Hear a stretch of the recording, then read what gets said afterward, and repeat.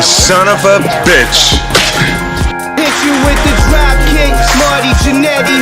No, I hit you with the drop kick, Marty Jannetty.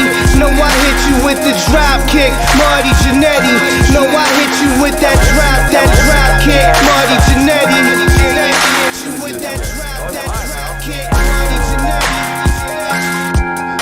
Bam, bam. Yeah, Ryan's live, pal. Leno, move your mic a little bit. Got mine. Left, up, down. You're good. Okay. You should be alright. Welcome into the latest edition of Hot Tag or Wrestle Corner. Here we go in a double shot. We're gonna stay on that one today because the other cam ain't working. I want half of your host, Rob. I'm Clint. Back for the second week in a row. Yay, small victories. So we're gonna start the week off on the news, and then we're gonna do our show reviews. We can try to get out of here and make it a little bit of a shorter show, maybe an hour and a half if we can. But also, things did happen. Rumble was last night, but we're gonna hold off to next week's show. We decided we're gonna start doing Saturday to Friday, which means this week's news will probably start off with Collision from last week. Catch up with that part of AEW through the week, since we didn't talk about it last week, and then move forward from there. So that means we'll be doing all Rumble and news regarding Rumble on next week's show. With that being said, let's get into the news. So, start off with our downer news story first. Vincent Kennedy McMahon. Alright, so you remember the allegations from not too long ago where Vince and I believe also John Laurinaitis, and now they say there was a superstar wrestler, I guess, that they funneled her off to too, were all accused of sexual assault from a woman that used to be his assistant, and he's made her sign an NDA to get a payoff. Well, apparently dummies stopped paying the money. And this is what I don't understand about people who are rich and power to have money. Just pay it off. If you could just get it out the way, just give her all the money. It's not like you didn't have $3 million. You just decided to start becoming an asshole about it, I'm assuming. But, so now, because of these things, and we'll discuss more about the whole allegations and everything, he has had to now force resignation, and now it's also been updated that the charges have moved from not just sexual assault to sexual trafficking. You know what that means? That means she was with him, going from state to state, as wrestling goes around the country. And as he was doing that, he was passing her off to Laurinaitis, or I guess it said wrestler, we don't know wrestler's name yet. And that's considered like sexual trafficking, like you were a pimp taking your prostitute state to state. This is in a new lawsuit. These are very touching subjects to talk about. It could be triggering, so I just want to put that notice out there. I know it's not one of the things we usually typically do here, but I just figure it may have ears who may have been through these things, and we're not talking about these things to vilify or hurt anybody. We're just sharing the news. So you want a full copy of this update? It's it's a legal complaint filed by former WWE staffer Janelle Grant, I'm assuming that was the name of the assistant, against TKO, executive chairman of the board. Vince McMahon is now available on ABC Rose Islands affiliate WJR. So in it, the complainant describes a situation where she was used as a sexual pawn to entice a WWE wrestling talent to remain under contract with WWE. That's where the superstar wrestler comes in, so we don't know who that is. The complaint said that McMahon recruited an unnamed WWE superstar for a sexual encounter with Grant while she was the coordinator of the legal department. In July 2021, McMahon allegedly informed Grant that she would be used as a playmate for this WWE superstar. Let me see some other things. In terms of other allegations, Nathan, the legal complainant, alleged McMahon started sharing explicit photographs and videos of the Platon with other men inside and outside of WWE, including members of the television production tech team, executives, producers, and a world-famous athlete and a former UFC heavyweight champion whom the WWE actually trying to sign to a new contract and ultimately did that contract. Take a wild guess who that is. Yeah, I already know that. Everybody's saying it was Brock Lesnar. Legal complaint also alleges that despite promising reputational protection to the plaintiff, WWE appeared to have leaked information that led to public disclosure of her name by a media blogger who cited sources as hashtag WWE with direct knowledge in the situation. The legal filing alleges that this was an intimidation tactic by WWE against Miss Grant. The filing also states that Linda McMahon found out about the relationship, after which Grant was allegedly pressured to resign by WWE after years of emotional and sexual abuse / manipulation by Mr. McMahon and Mrs. McMahon's wife, Linda McMahon, learning about the relationship. It stated that Grant was forced to sign an NDA days before what was said to be a major financial deadline for the WWE. Grant alleges that she signed the NDA under the guise that McMahon would offer her financial and reputational protection and also pay her $3 million.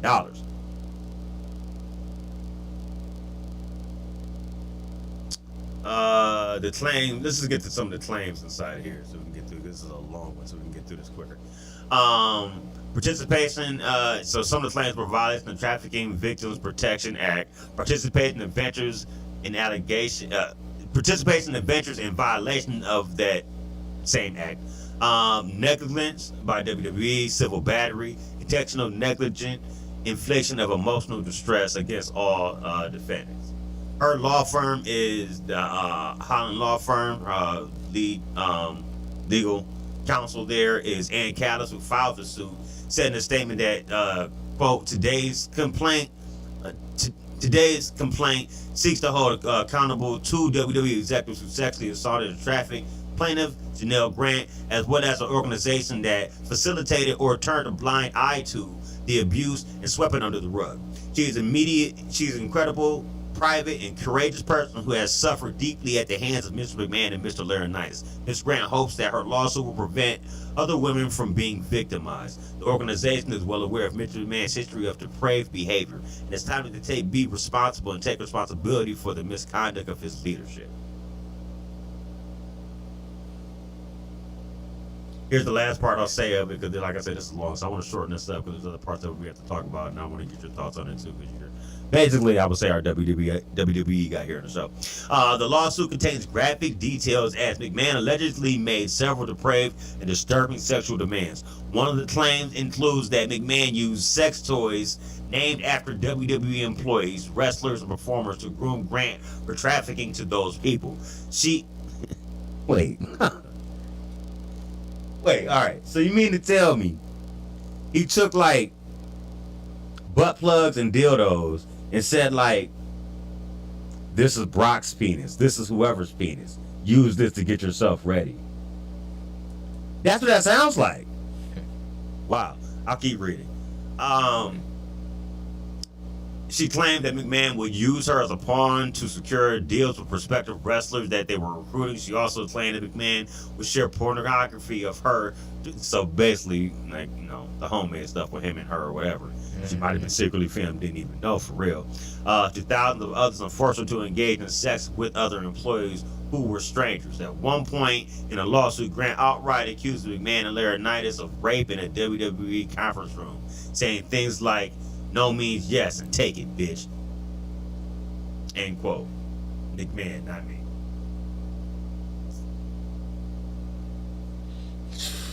WWE has yet to respond to the report. Now, TKO, I guess, since they own WWE, I guess you could say they responded to the report. You said you have that. You want to talk about that?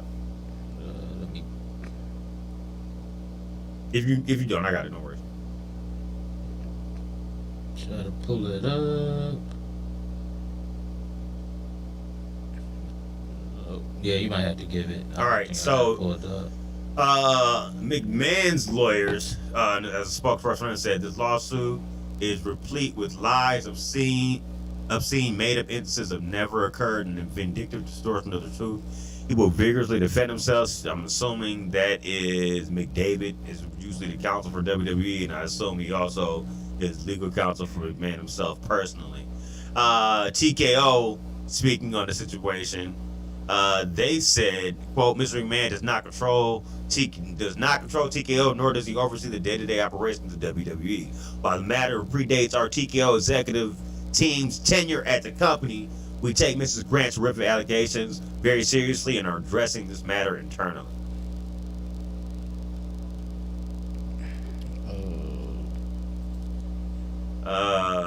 also, because of this, they have lost sponsorship with Slim Jim. Slim Jim has halted promotional work with the WWE due to Vince McMahon's allegations. I mean, that's really what you have to read into that. They have their own, because they were still promoting Slim Jim yesterday. they have their own statement here. It says Slim Jim values integrity and respect for all our partnerships. Given the recent disturbing allegations against Vince McMahon, we have decided to pause our partnership, not end yet. See, pause is the key word there. And our promotional activities with WWE. The decision reflects on our commitment to our brand values and responsibility to our community. We will continue to monitor the situation and base our future engagements on our value and what's best for our brand. I don't know. That's a sideways. That means, all right, so in a couple years when this all quiets down, you cool with them promoting you again, but that still makes you look like an asshole because their past is still their past, so that means you're promoting that like you're cool with it? Or would you just cut ties like most people do? I mean, when it comes to stuff like that, you think most people will cut ties altogether. Exactly, that's what I'm thinking. Vince's shared statement. He resigns from TKO following allegations, and they've removed him from company websites. He didn't have anything to say about it, and we've already pretty much stated everything here in the last reports. Everything we've been talking about for the last 15 to 20 minutes here on the show. And that's all I got. That's it. Yeah, you had everything that I had. Some reason I had it played in my bookmarks. I think I must have accidentally erased it. But yeah, everything that you said was basically everything that I had, though. Like, also, you got anything else you want to talk about this before we move on to something? No. I mean, thing about the whole thing with Vince is overshadowed a couple of big moves WWE made this week. First one being that starting 2025, they'll be moving to Netflix. Which is interesting because of a couple of things. Number one, so does this mean they're out of the ratings war with that? They won't be streaming on USA. That's my opinion. Is smart because the way cable TV is dead. It is, but here's the thing: so they're gonna start streaming on Netflix. Now I don't know Netflix how they do streaming. I mean, I'm more Netflix, more like a movie thing. And cable really is dead because a lot of households own cable and the streams. They own both because the shows they still watch on cable. You know what I'm saying? That they can only get there because whatever show may not necessarily have an app or may have an app. Cable ain't as popular as it. Yeah, it's not as popular as it was. Everybody, I know that. I've been there. I called that years ago when streaming first started. Once I was like, it's just a start here. It's like, own places are going to have their things like, HBO, whatever. And then look, Max came out and all these other things. Yeah, like Hulu got like live TV. And the thing that's keeping TV alive for real right now is sports. Live sports. And that's starting to go on some streamings a little bit too. Look at the NFL playoffs. And guess what's coming up this year? WWE is associated with Netflix now, right? You know who else could be soon? The NBA, because their contract's up this summer, and that mug is lucrative. So, and they can sell it to a couple people, so we'll see where that goes. Go ahead, continue. So the deal that they'll start streaming in 2025. Here's my thing though. We're talking about, so they're not going to worry about ratings anymore, and so that means. How do they see that their money? How do they term views and viewers when you can watch it whenever you want on streaming? Like, yes, it's gonna be like it is on Hulu, except I'm assuming it won't be the truncated version that's on Hulu, because on Hulu you don't get the whole 3-hour one, you get the hour and a half version, so they cut stuff out. So I'm assuming it's not gonna be that version. And is it only like how? There's some shows like starting on this date you can watch it on Netflix. Is it starting at after 8 p.m. on Mondays only you can watch that new episode of Raw? Is that how that's going to be also? I'm just wondering thoughts of how they're going to do this. I don't know how they're essentially going to do it. I mean, first of all, it's $5 million. That's $5 billion for 10 years. So they get money with a 5-year opt-out. I don't know how they're going to do it. That's going to be real difficult because I said, when it comes to with streaming and everything, I don't know if you're going to do are you going to live stream it as it happened, but you're talking about if you got like the ad-free version, you ain't gotta worry about. So I think they're gonna run like a normal Raw with commercials and stuff. Probably. That's what I'm thinking. I'm thinking too. if you gotta add that into I think it if you just got the ad-free version, you don't have to. You can like watch like straight through. Like without going through Netflix have an commercials. ad version. I thought they were gonna add one, but I didn't know if they did. Like Hulu does, and other apps do, but I don't know. if Netflix got ever ads. did. Like you can buy like you can buy like stuff with ads, stuff like that. Like I was watching Griselda, so I had to get a Netflix account. So I just bought the $6.99 one, give me like ads, but the ads don't be long. No, the ads don't be like 30 seconds. And you only get like an ad every like 20 something. So it's kind of like watching like a Do you TV get show. one or do you get like three? You got like 3, but they be like 30 seconds, so they're not like super long. So it ain't like, and you're not getting flooded with like 3 ads back to back. Like I think Tubi, I think they do that sometimes. They're like, Oh, Tubi definitely do it. they get like Tubi do it. Pluto TV do it because I have them. They're free, so I know. I can tell you, I watch them all the time. Who else does it? There's another one that does it too. I'm sorry. Go ahead. yeah. So their way they'll do it. Yeah, Netflix commitment now down. Now I'm trying to see if this about SmackDown possibly moving to tout or something. I don't know what that is. Because I know they said Fox isn't gonna resign them. So yeah, I don't know how they're gonna do it. I'm thinking it's probably just gonna be like a normal Raw, like get commercial free. You ain't pay for the non-ad thing. You could just go straight through and watch the matches like normal. I mean, All right. I don't know. Let me see. Like I said, if Netflix fourth quarter results exceeded revenue expectations, but missed their earning per share estimate. They ended with 260.28 million global paid members. The 10-year deal with WWE's turned 25. You hope it'll boost audience and advertising revenue, which they got to opt out after 5 years. So I want to see. We want to talk about this more when more news comes out about the deal because there's some other questions I have. I got one for you. How does this affect WWE Network? Are you gonna start streaming other WWE related stuff on Netflix or only Raw? they might, cause they're not streaming nothing on Peacock. They like Peacock is like done with WWE. They're like done with Peacock. So like they're not getting nothing on Peacock no more. WWE wide. So like when you try to in the go to WWE Peacock, Network on Peacock, Dad is about to get rid of WWE Network too. That's gonna be ending too. so there's no more WWE I Network. think everything's gonna be on Netflix. I think they're gonna push everything on Netflix. I mean, it would make. That's why I was asking. That would make sense. I think they're gonna push So everything. they're on gonna make Netflix. everybody have Like, to buy. Peacock, If you like, want to see WWE stuff, you don't have to buy. You have to get Netflix. you might have to get Netflix. As Like, far I as think, like, pay-per-views and everything. I think so. Like Peacock basically got rid of everything WWE. Like I was trying to watch matches and stuff, and I kept clicking it, but it wouldn't go past the Wilson. I'm like, why ain't letting me go past? I'm thinking like, oh, something. But no, it was just a simple fact that they took it off. So I think it's gonna be like you get everything WWE on Netflix, like its own category. So you got Wow. names. That's crazy. So I mean, After pushing it so hard, you know what I'm saying? All that $9.99 for years and stuff. I mean, but then also think about it too though. You get way more with Netflix. You can, Netflix. yeah, but I don't know. Netflix isn't perfect, bro. No, hell no, they're not. I can tell you that for a fact. Netflix ain't perfect. They're going to WWE Network is shutting down this year. After the Netflix deal. So Wow. So when's the Netflix? they're going to be absorbed by Netflix. When's So like I Netflix? said, everything's going to be going on Netflix. So when's the Netflix deal start? Starts in 2025. And is it gonna be separate, or are you gonna have to search through Netflix shit to find WWE shit? You might have their own like little tab. Yeah, that's what I would assume you I'm should. thinking they're probably going to have their own little tab thing. They should. So I'm All assuming right. it's probably going to be like you can probably watch it live, but then you probably can like on Hulu, like Hulu you can watch it later, but they do it like without the commercials. Like I think that's how like that.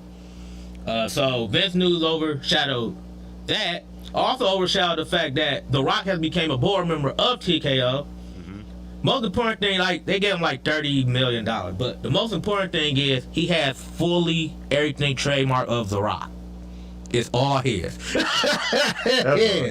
His. It's his. Everything is his. They gave it to him. That's the most important thing. about the whole thing. So like $30 million, and it's like, so he's part owner of WWE. Yeah. In a way, like, Here's so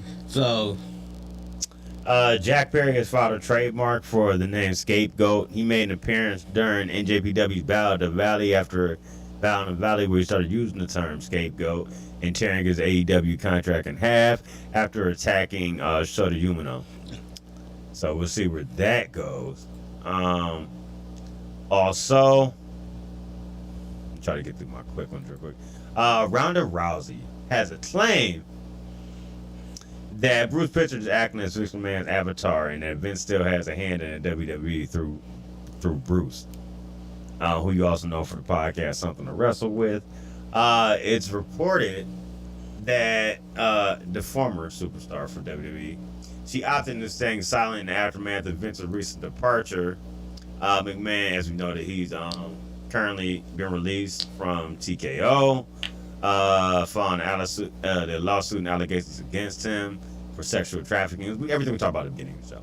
According to Rousey, WWE executive director Bruce Pritchard acted as the avatar for Vince McMahon. Additionally, Rousey claimed that McMahon was still running things behind the scenes through Pritchard when he previously retired in July 2022. This is when allegations regarding the sexual misconduct and reports of McMahon paying first resignation. Yeah, when he paid over. Damn, he resigned twice from his company in like what, a year? Right. After paying hush money to different women, valuing up to $16 million over the last 16 years, was revealed in the Wall Street Journal. Rousey said that on McMahon and Pritchard, quote, Bruce Pritchard is basically Vince's avatar. He's still around. Vince still has a hand in the business. Vince is still running things through Bruce. Basically what I said earlier.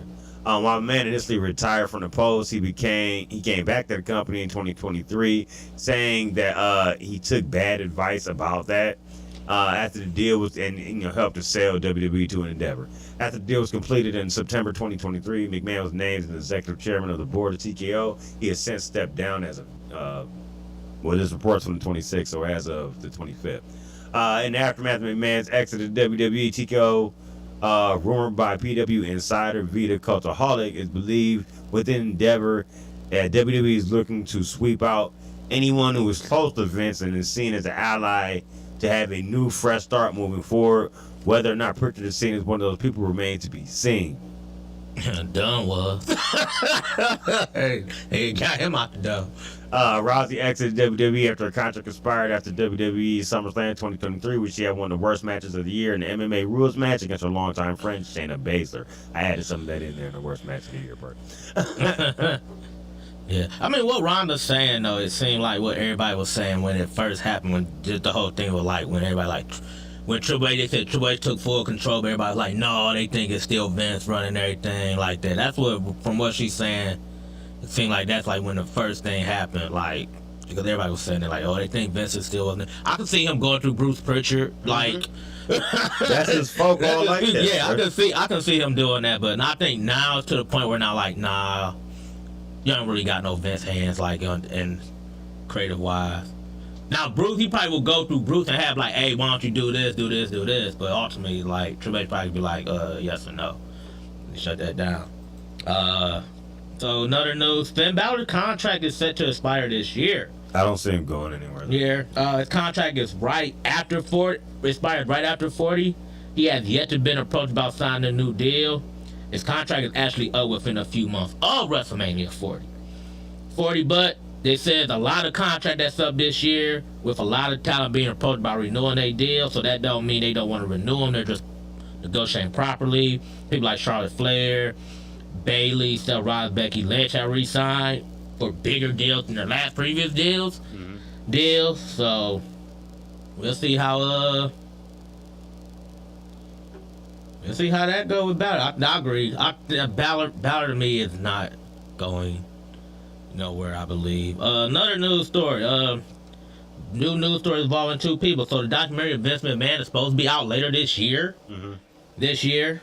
And it's not going to be a fluff piece. It's going to talk about all this stuff. On what source? Like what? Who's doing it? I want to say, I think it's Netflix.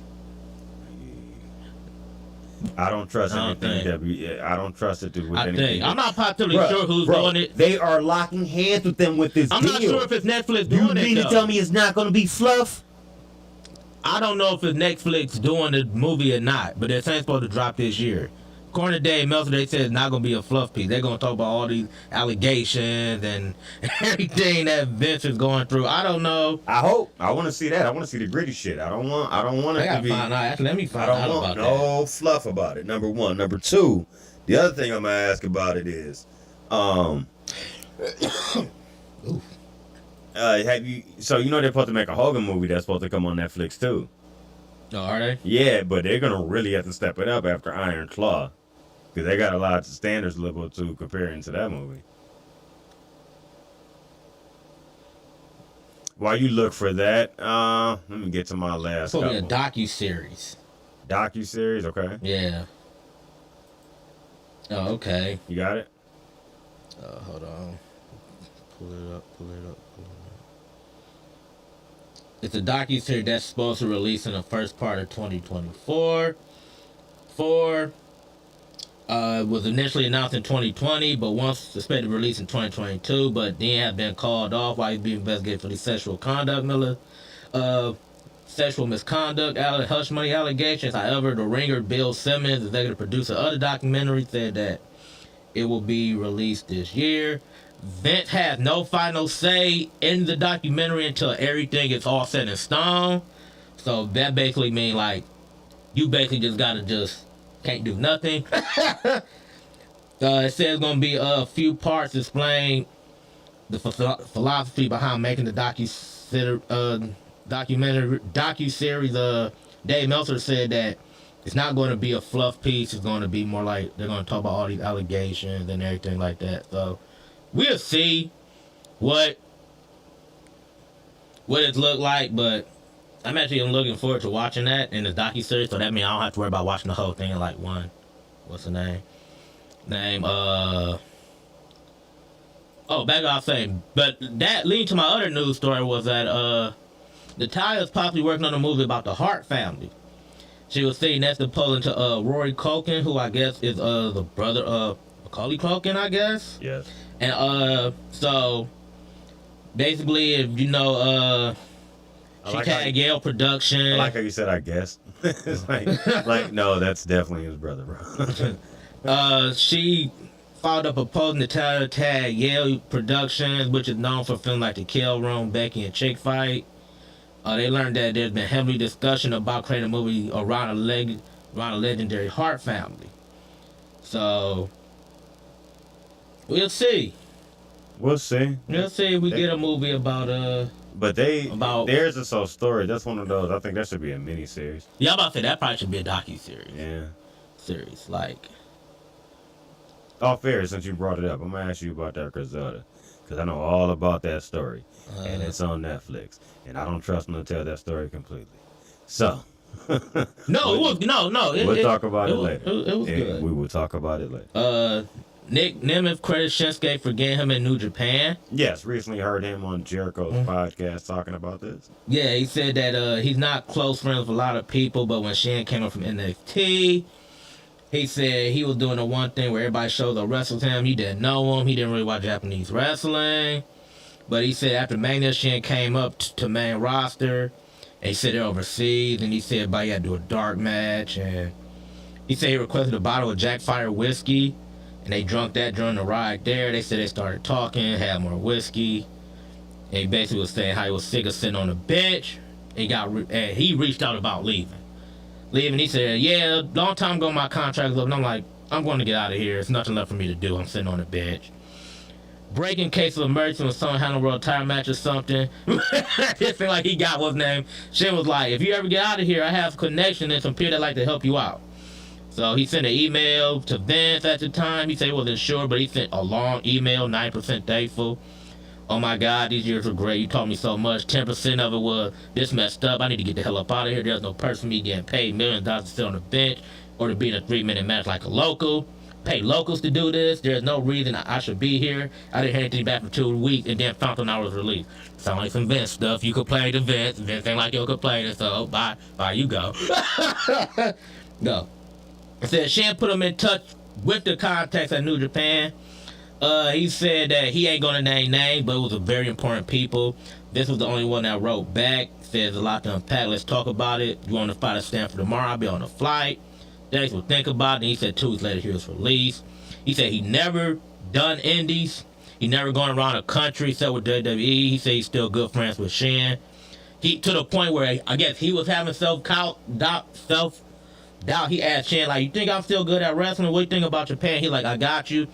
Put a couple pieces together. Got me to Rocky Romero, who's the go-between for us. They were happy and excited. One of the first thing I did when I got released, first week in. So now he's over there in Impact. You know what else was funny? Impact, so He got announced for a match with David Finlay and didn't even know the date.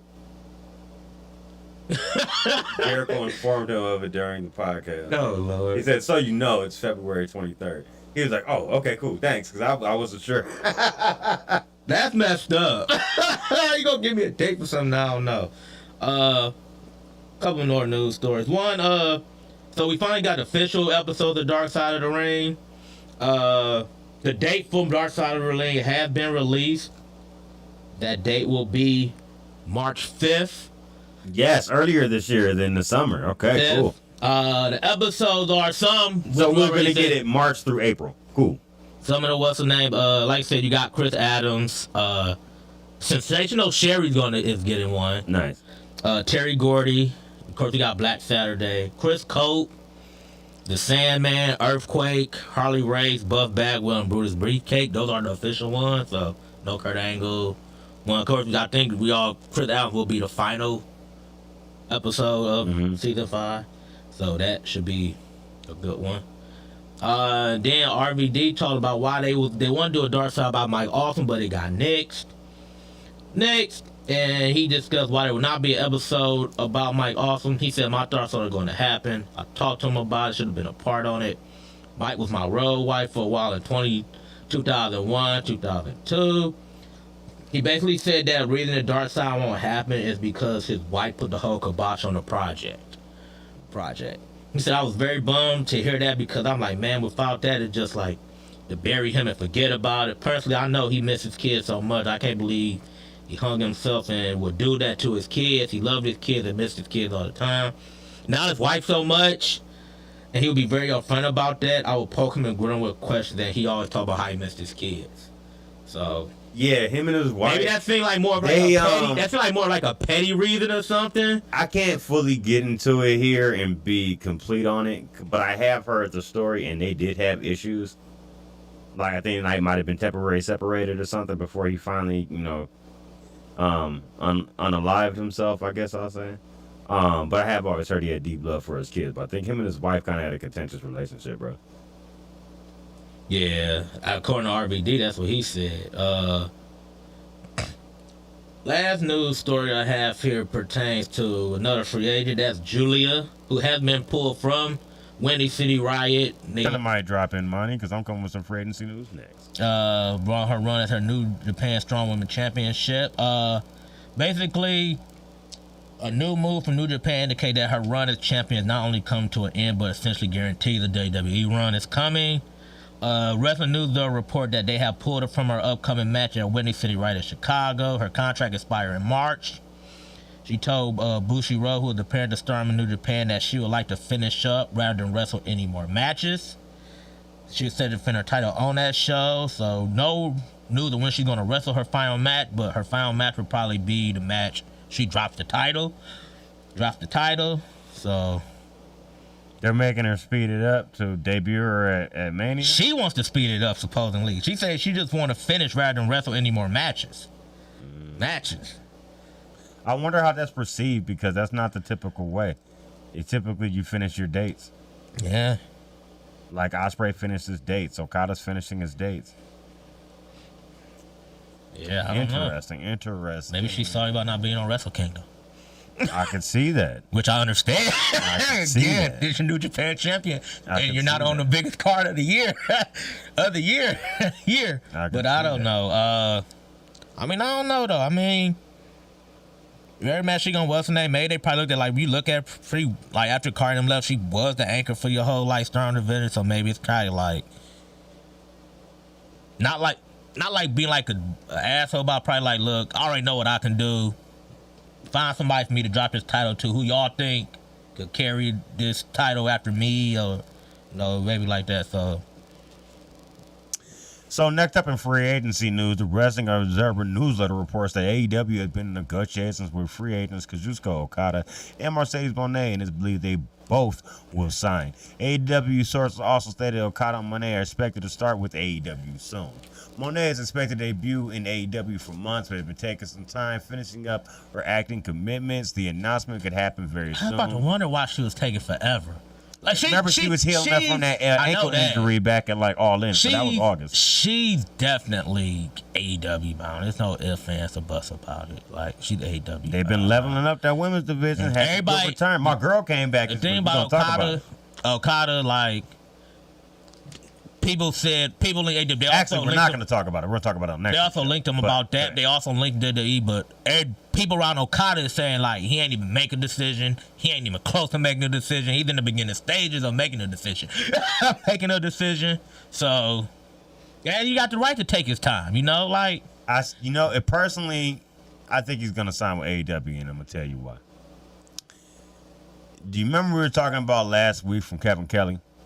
Talking about you're going to need to take your time with him. There's no need to rush him, blah, blah, blah, blah, blah, right? Yeah. If you leaned into that, that would tell me probably AEW, because they would let him take his time to do it. WWE going to try to force him down your throat to get him out there by Mania. Or if they could have, and they could have signed him quicker, they would have tried to get him to finish up his dates and get him to pop up at Rumble last night. I don't know. I mean, y'all can see that, but at the same time, I could be like, what they did with Jade Cargill was like, they ain't rush her. They built her up like a star while she was gone. That was two different levels of stardom. Number one, between the wrestlers. Okada is way up here. Jade's nice, but she's like here.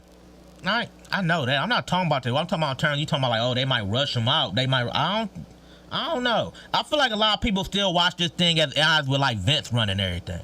Like, I don't think Triple H gonna push him, and if he do push him, hell, he push him. He push all the Asian Japanese stars, like stars. He actually push him. So it's like if he push Okada, he gonna push him somewhere to like he'll make his what's name up there, like become one of the top superstars instantly. But I don't know. I mean, I heard from everybody saying that Okada ain't make up his mind yet. Like, he's done the beginning stages. I mean, see, AEW probably seemed like the more likely place for Okada. He wrestled at like a couple of the there before. It makes sense. But I don't know. I mean, we'll see where he go. It might be WWE. It might be AEW. It ain't gonna be Impact. We know it ain't gonna be Impact. Moné is been expected to debut for months. She has been taking time finishing up her active commitments, as I was saying, and not going to happen anytime soon. She negotiated with WWE, were said to be far apart on money. As for Okada, the last official word is that he hadn't decided where he wanted to do. Some people in AEW are really hopeful that he'll go there, while some, as mentioned above, are confident he will and expect it. If he does sign, it will likely debut at AEW Revolution, as a final New Japan date is set for February 24th. Once again, I doubt that debut at that date, even if he does sign there. Talking about Russian? That sounds Russian to me too. That's March 3rd. That's even way sooner than WrestleMania. Speaking of which, though, like a bad boy, one of our favorite salty bitch members of the club here on the show, Mr. Eric Bischoff, had thoughts on Okada. On an episode of Strictly Business, talked about Okada's impending departure from New Japan. That's what his 83-week podcast? No, this is different. His potential jump to AEW, WWE, and more. He said whether Okada could be a draw for an American promotion. Oh, quote, Lord. Quote, possibly. I'm trying hard to figure out a way to say this As without soon as you said, I knew you about to say some hating type shit. I already knew it. quote possibly. I'm trying hard to figure out a way to say this without offending anybody or giving anybody an opportunity to reach into their hater bag simply because I'm taking a view that may be different from fanboys' view. Outside of the internet, an incredibly small viewing audience for New Japan Pro Wrestling, where in the United States I would say 90% or no, that's too high. I would say a large percentage of the domestic viewing audience for professional wrestling in that market, of which AEW has about 30% tops. These are his words. Not even that, because there's duplication, but outside of the internet and people who follow wrestling religiously on the boards and social media, nobody knows who he is. Wait, he said people that follow wrestling don't know who Okada is? You heard what I said. Oh, Lord. You got that backwards. People who don't follow wrestling that much don't know who Okada is. Okay, never mind. Go, continue. And the question is, who can get him over? Who can take Okada from whatever Q rating he currently has, meaning recognizability domestically here in the United States, because that's all that matters right now in terms of the conversation. Who has the best ability to take Okada from where he is now and elevate him to the level of AJ Styles and some of the big names in the WWE? Can Tony Khan do that? I think the answer to that is pretty obvious. He hasn't been able to do that for anybody else. MJF being a kind of an exception. MJF is definitely a hottest talent in AEW right now, but I think that has a lot more to do with MJF than it does Tony Khan, because if you look at everybody else on their roster, there just hasn't been anybody that you could say, wow, Tony Khan and his booking philosophy and style that took unknown character and catapulted me into this next level. Outside of the internet wrestling universe, 75% of that roster could walk down the street in any city in the United States and nobody would recognize them outside of the internet and a small portion of the audience that AEW has. So again, I'll go back to the question. Who is best to really, if Okada has the talent that I assume he does, that you're pointing out and everybody else seems so excited about, if you're a Okada warrior and you want to go, do you want to go somewhere where you could end up with a rocket ship strapped to your back, or do you want to fight for table scraps over here at AEW and have the internet put you over? All depends on him. Here's my question. All right, before I get into the rest. Oh my God! Talk about hating. Wow, yeah. Why are you on WWE penis so hard? Why it's protruding through your jaw cheek? Bro, they fired you, bro. They didn't want you. After they brought you back, you were there for 24 hours for one SmackDown they're going to have you in charge of, and have Paul Heyman in charge of Raw, and your ass was fired in 24 hours. That showed you the respect level they had for you. And yet, you ride their lap like a stripper during a lap dance. I mean, seriously. It's he just ain't never watched a New Japan. Wait, it's just he never watched a New Japan match. Yes, he fucking has. That's who he stole NWO from. It sounds like he never have though. Like, Jesus. No. So I got to play some Okada matches though, man. Like, all right, here we go. Let's continue the cock riding story here. On Triple H's learning on the past mistakes from Shinsuke and booking Okada properly. Quote, absolutely, because until he can learn how to do a promo. What mistake did Triple H make with booking Shinsuke? Main roster? That wasn't Triple H. Well, that was that. You seen him in NXT? That was Triple H. So we'll see. Anyway, I guess. He said because until he can learn how to do a promo or get a great mouthpiece, because that's a big part of it, and that's a factor in this equation. In order to grow, to prosper, to be at that AJ Styles level or above, you got to be able to handle narrative. It's got to be more. You've got to be able to bring more to the table than ability to put an exciting match inside of the ring. You've got to be able to have a character. You've got to be able to engage with a microphone. You've got to be able to carry that portion of the package in order to survive and succeed in WWE, because it's not the Dave Meltzer school of booking where you just go out there and have an amazing 5-star matches and considered to be one of the best in the world. That's one aspect, and in WWE, the narrative obviously is as important as part of it. You're never going to get to the top of the roster without the ability, unless you've got a mouthpiece, it's helping to do it for you. In AEW, it doesn't. Here we go again. Quote, in AEW, it doesn't matter. All you got to do is go out there and have a Dave Meltzer 5-star match and you're a hero. Yay. You won't have an impact in the business and it won't mean anything outside of the internet. But it's also not prerequisite in AEW either. Whereas it really is in WWE, and to be critical, and you know that you're not being critical, you're just pointing out a fact. Nakamura, part of the reason he didn't go over is the audience. The vast majority of the domestic audience, even though Dave Meltzer doesn't care, and Khan doesn't care, 80% of the television market for wrestling does, and that may be the decision. Quote, and also, this is the wild card. What's worse is AEW is going to be 6 months from now to a year from now to 18 months from now. That's a big contract, and you have to. And it may mean it may not mean that much 18 months from now if AEW and Tony Khan are knocking on the doors looking for a place for, meaning that they'll be off TV or whatever, something like that. I'm assuming for the show. Things could change pretty quickly. I don't know how Tony's contracts are structured. I don't know what kind of guarantees there are in place or whatever that would allow somebody that makes a big career move to AEW in the midst of something tragic happening to the television partnership with Turner currently. You know, what happens to AEW after that? What happens if they can't find a place? What happens if nobody picks them up? Not saying it's going to happen. We still don't know what's going to happen with Warner Brothers Discovery. I have a strong feeling about it, and based on the patterns I've seen and what I've been talking about on this show and on 83 Weeks for the last 2 years in terms of what needs to happen 83 Weeks in order to grow. What's going to happen? In order to grow. So while I've got a strong opinion about it, nobody knows. It could work out really well for AEW, but if I'm Okada or to his agents or to his managers or just his friend, I would bring it up because it's a consideration.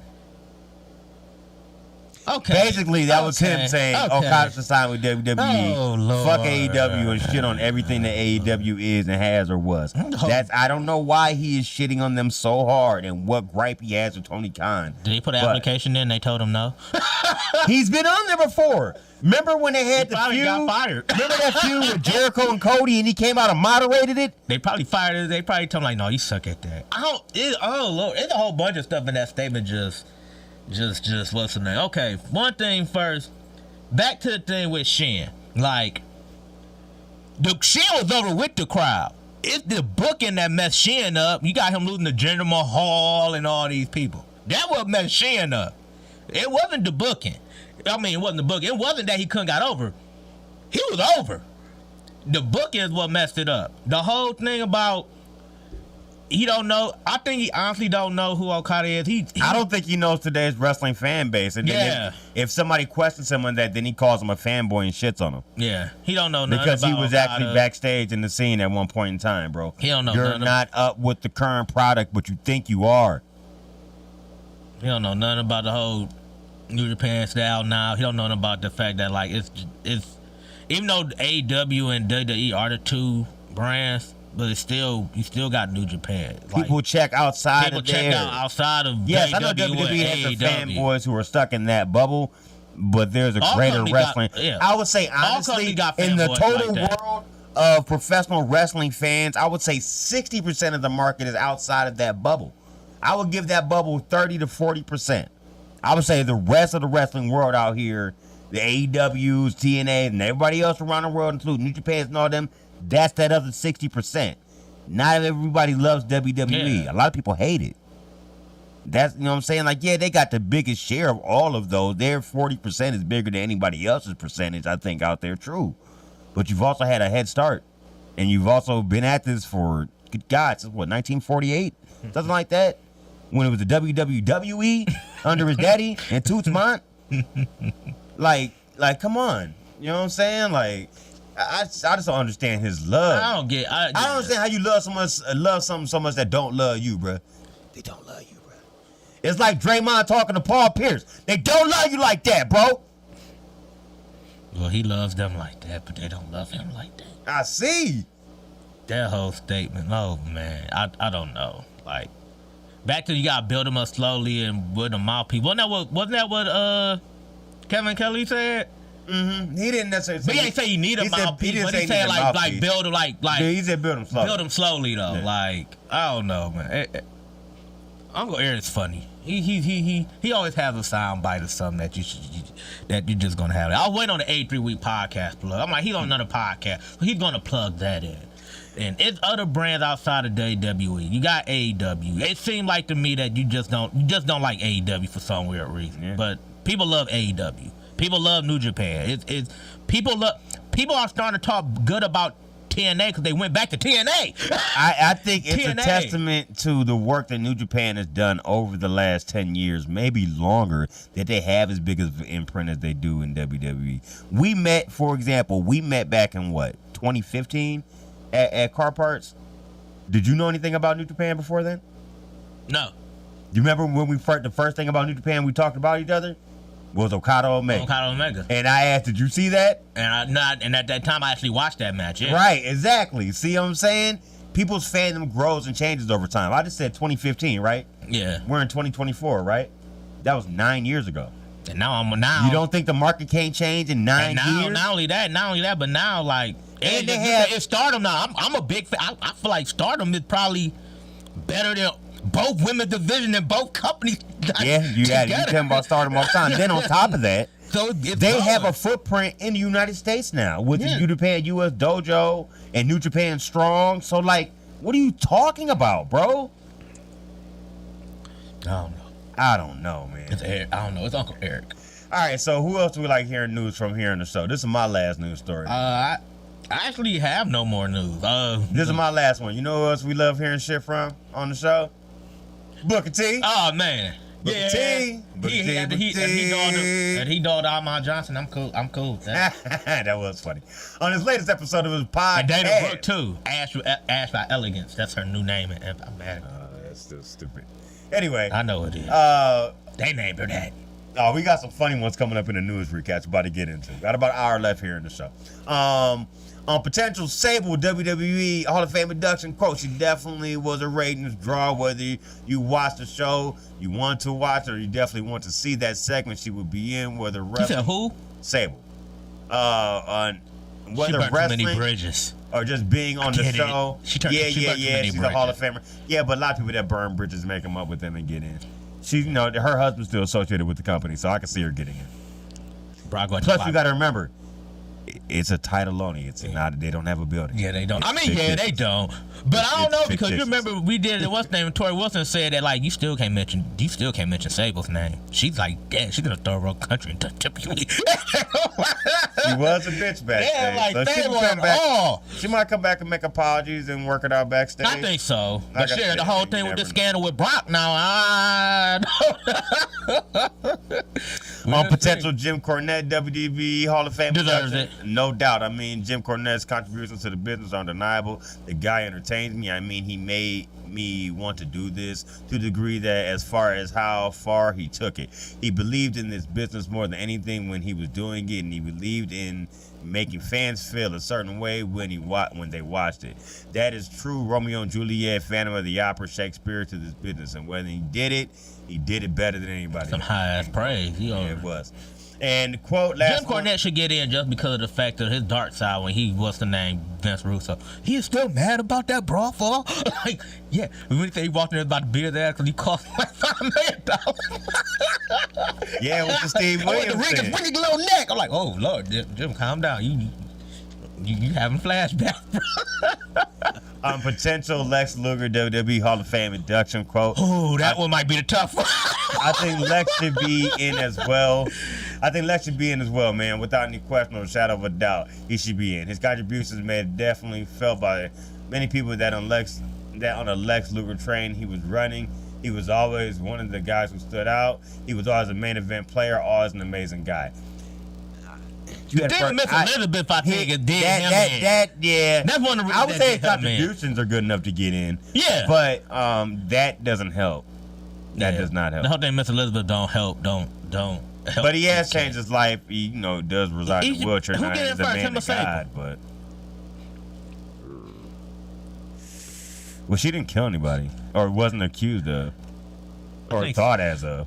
I think Sable probably would get in before. Yeah, that's what I'm saying. I think she would. Sable probably get in before. And also, too, you can hate Sable, but she was iconic, though. Like, we ain't gonna forget the whole thing with the handprint. Sable had some iconic moments while she was there. Like, So, All right, man. Let's get into TV.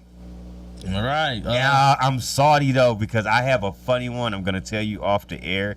We can't share here till next week because it was on this week's Rampage. Not Rampage, sorry. It was on this week's Collision, and we're talking about last week's Collision. But you're going to fucking laugh your ass off when I tell you though. So I'm gonna share it. Dynamite drop in right there. Small gem for next week we having a show. But we start off with this week's Collision coming from the Chaffetz Arena in St. Louis, Missouri. The show starts off with Jon Moxley making his longer-awaited return to WWE after taking some ventures out in the land of the rising sun and working for New Japan here in the States because he was on the Bound and Valley show with a no DQ match against Shingo Takagi. Great match, by the way.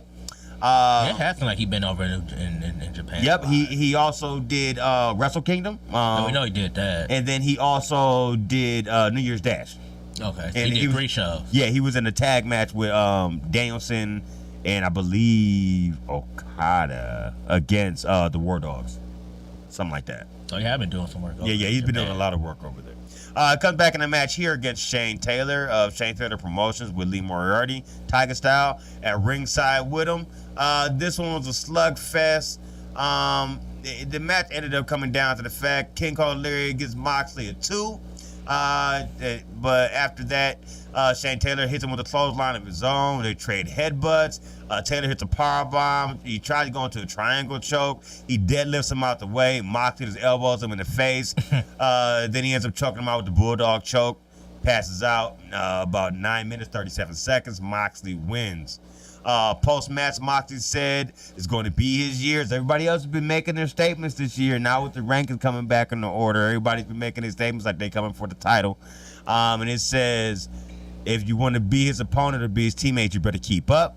So the way he said it, it seemed like, are you about to start beefing with your own team now? And what led to this? But no other members of the team seem to mention this. So maybe this was just him talking wildly in a promo. I've seen plenty of Daniel Bryan and Claudio moments this week. In fact, they had their own promo this week. They didn't even mention that. So I'm gonna assume this is just a bleep, not a thing. It's gonna grow. So we'll figure it out.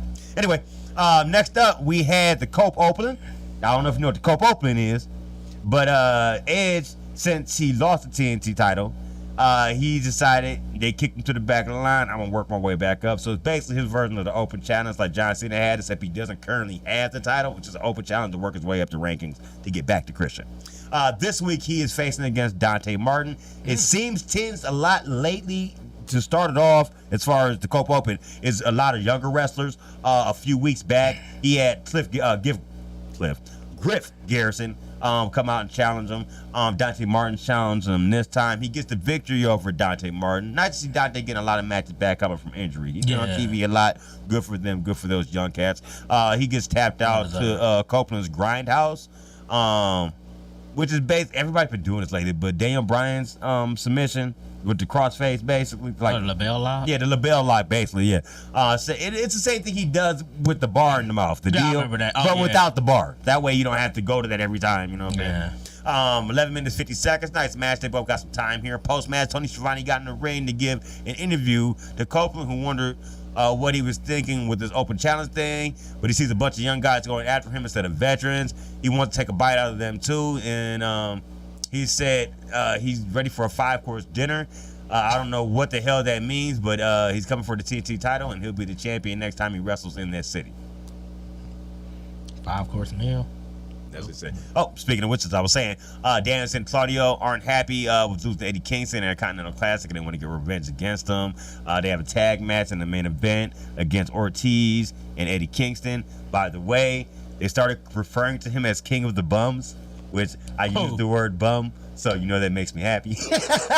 Eddie Kingston is the king of the bums, but it's okay because Eddie plays into it too. Eddie's like, fuck it, I'm the king of the bums, whatever. Eddie's new thing is, I'm not gonna say he's turning a new leaf, but Eddie knows they're trying to piss him off because he beat them recently, and he's like, you know what? I'm not gonna let y'all get to me. I'm gonna keep doing my thing. Shout out to Eddie. It's the same on Eddie. I don't want to make it seem like it's changed. He's still crazy as fuck, but he's trying not to let it get under his skin. So, you know what I'm saying? We'll see where this goes.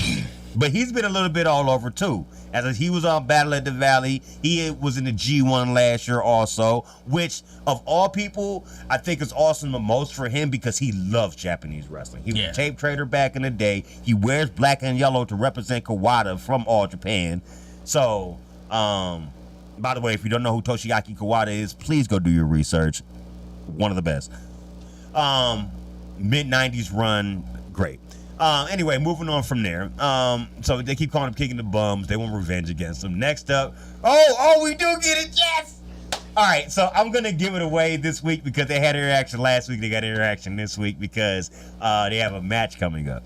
So Private Party has been beefing with Top Flight recently. Like they interrupt their promos or whatever. Because, you know, Top Flight comes out with Action Andretti. And you know how I told you I hate Action Andretti. Bruh. Why Quinn kill it this week? I love it. Listen, so I was just going to tell the story because I already teased it anyway. So he was about to get. Action Andretti wasn't in this shot at first, but then he walked up after Top Flight did, and he walked in like this. He was like, "Oh, hold on, y'all talking about hydration, homies?" That's how he said it, right? Hydration, homies. That's what. He said my hydro homies. That's what he called them. So then that don't make it sound no better. My hydro homies. Wait. It gets better. So then, after they dogged him or whatever, I'm not gonna say why. You'll hear why in a minute. So after they dogged him or whatever, he was like, "You know what? This sounds like a hydration." Before he could finish the sentence, he was about to pull that damn bottle out. Quinn was like, "Nah, bro." Smacked it out of his hand. I jumped up like, "Yes!" And that corny shit. It was the best, bro. He straight was like this. That sounds like a hydration situation. Nah, bro. He was all salty afterwards. Oh, no. It was the best. I was like, yes. And that shit. You was happy with that, huh? And that corny shit, bro. I need that shit out of here. We'll do it next week. Yeah, he probably will. He gonna try to do it again. Anyway, so this time it was just... Now that was the one from this week. This is from last week right now, but I just had to bring it up and talk about it. But anyway, so Private Party interrupted during their interview time, and they have a match they're setting up.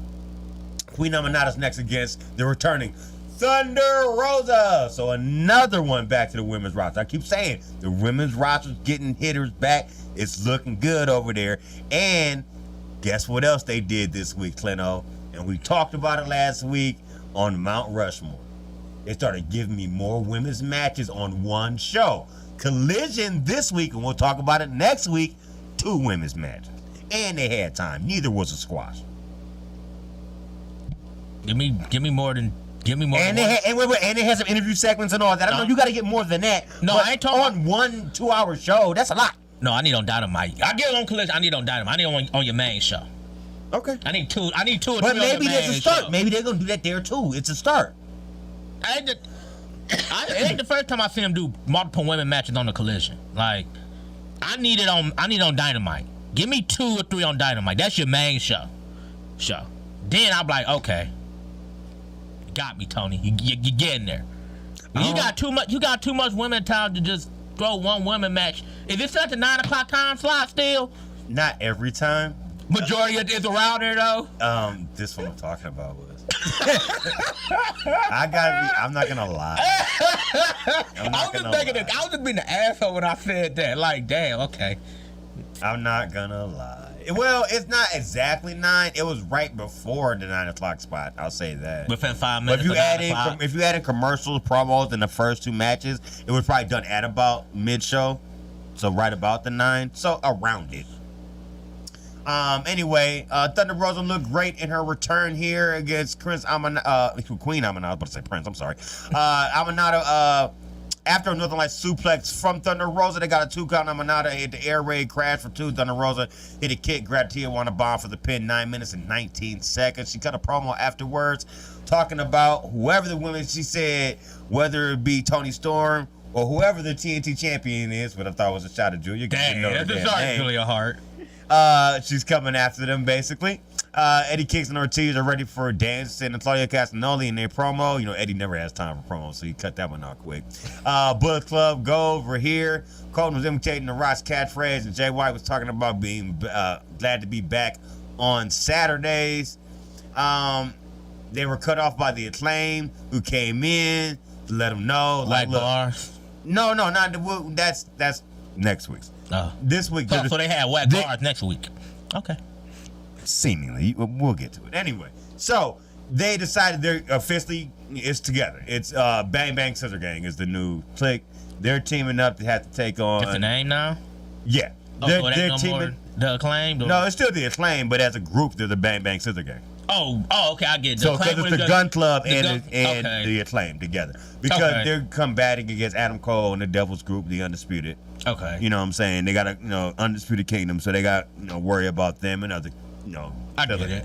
Buddy Matthews taking Daniel Garcia. In a week's time from now, they have a great cage match. This is the setup to that. This is actually a really good match here. Garcia dances around them. He gets kneed for his effort, and then Matthews grabs a powerbomb, which is reversed to a jackknife roll-up and give Garcia the pin. Garcia pulls the victory there. Gets jumped after the match for his efforts. FTR comes down to break it up. It was a nice, fight post-match as they come back from break. This is where they announced that they challenged them to a 6-man elimination tag in the cage. So it was FTR and Daniel Garcia versus the House of Black next week. That'd be a good one. Roderick Strong versus Matt Sydal. As much as you got squash in your voice, he gave him a little bit of time because they used to be teammates back in the day in ROH. He ends the match though with End of Heartache to end Sydal 8 minutes. I was just because it's Matt Sydal. 8 minutes 15 seconds. And then we get to your main event: Eddie Kingston and Ortiz taking on Claudio Castagnoli and Bryan Danielson. I was about to use the slave name again by mistake. This is a very good match. It came down to basically Eddie at one point got trapped on the outside, was left Ortiz in the ring at the hands of Bryan Danielson, and you already know where they're at on level of wrestling, so you know who this kind of leaned towards. LaBelle locking Ortiz, who was able to get over to the rope that left Danielson to stomp away, and Castagnoli hold Kingston on the side to watch. Running knee takes out Ortiz in 16 minutes and 13 seconds. After the match, Kingston came in to check on him, and he's apologizing to him like, "I'm sorry, dog. I'm sorry." And he was like, "Man, don't be sorry, man. You saw what was happening, bro. Don't be sorry." As he was doing that, Danielson walked up to him and then spits on him like, "You're the king of bums. You're nothing." And he just walks out, dogging him. Spit on him? Spit on him. Eddie didn't do anything. Eddie stayed there checking on Ortiz. That's Eddie's new thing. He's not going free. I'm about to say, and he's like, he knows, because he's only doing it because he's mad that he beat him, and he said they're gonna see each other again down the line. That's the end of Rampage. Let's go to Monday. Let's get to Monday Night Raw. That would have been a one trigger thing right there. You spit on somebody like that. That's automatic. You're not just gonna lead to Eddie just holding it all in. He is smart. He is a smart character, Eddie Kingston did. He King of the bums.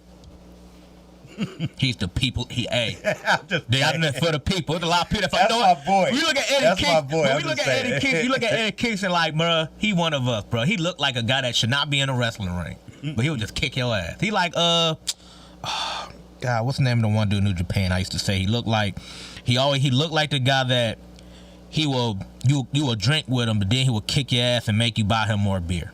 Ishii. Yeah, that guy. He don't like a guy that should be neither. That's a good one for Ishii. But you ain't messing with him, no, are you? Let's start with Seth Rollins in this bright ass lime green suit, looking like a Skittle. Talk about how he messed up his knee, so he hurt his knee on the moonsault last week.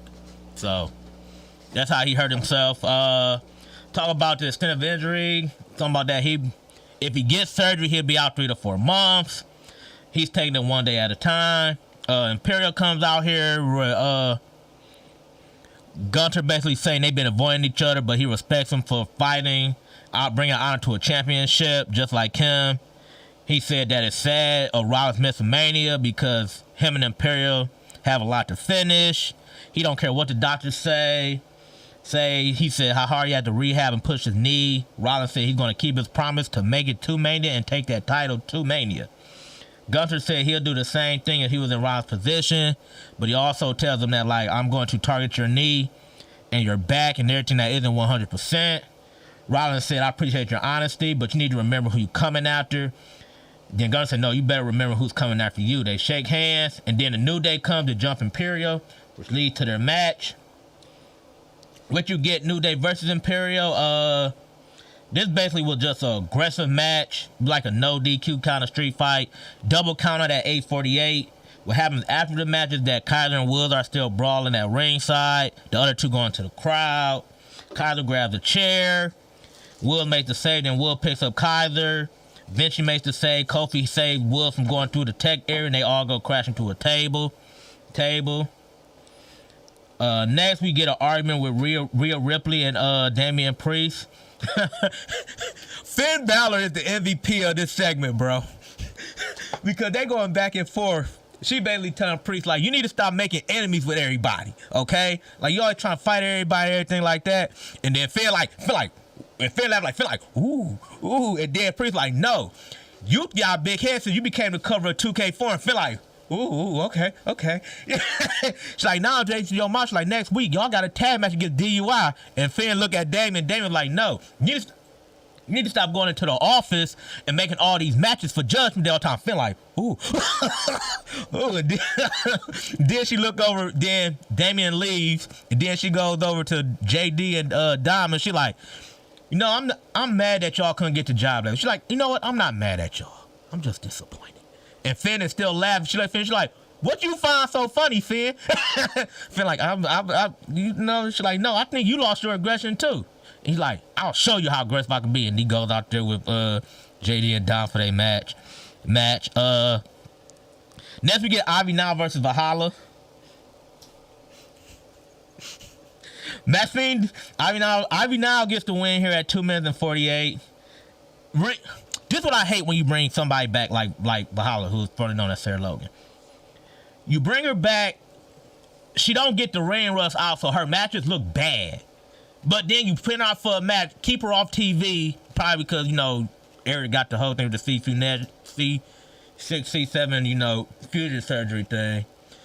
Then you bring her back and then she lose, what's her name? Next, anyway, Jey Uso interrupts the New Day and tells them that